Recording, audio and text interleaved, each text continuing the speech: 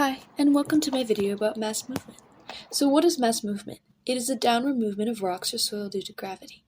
Soil creep is the slowest example, and is when the soils are shifting over a slope at a pace of about millimeters per year. Landslides and mudflows are faster, and are usually due to heavy rainfall. Avalanches and rock slides are mainly caused by weathering and tectonic shifting, and lahars are caused by volcanic activity, which these can be very fast as well. Gravity is the main driver of mass movement, and the effect of gravity can differ, but depending on the material and the water content.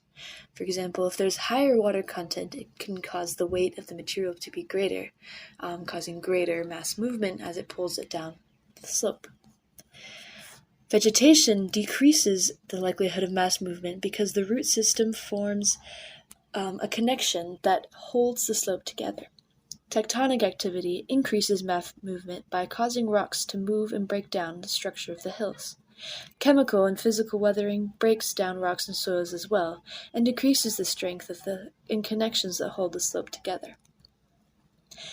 I have an example, a demonstration of how the materials and soil particle sizes affect mass movement.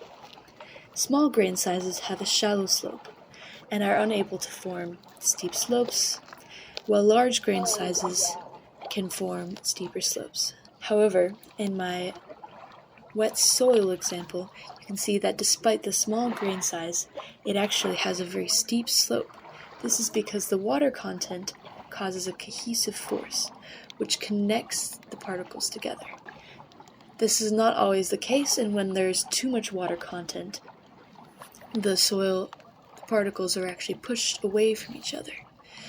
But as you can see from the example with the glue, when there's that water content in between the particles, it causes them to stick together and increases the strength of the soils and allows it to have a steeper slope. How can we describe mass movement using physics?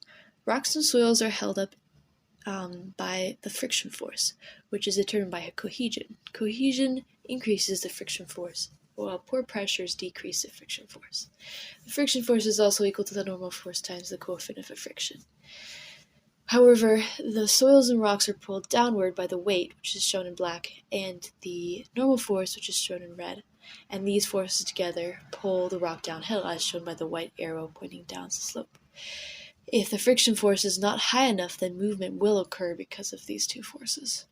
In this model, I have two different slopes, one with more vegetation and one where urbanization has run its course, and there is only a little house. As I said before, small amounts of water can actually help the slope to have a higher slope and strengthen and hold it together. However, if you put too much water, then you will cause these slopes to become mudflows and landslides because of the high pore pressures.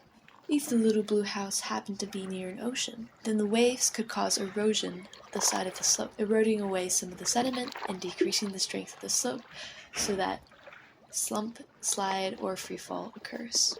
Finally, the soils also could be on a tectonic plate, where the earthquake causes movement of the soils, which causes the land to fall and slide. As you can see, the blue house is lower than it was before.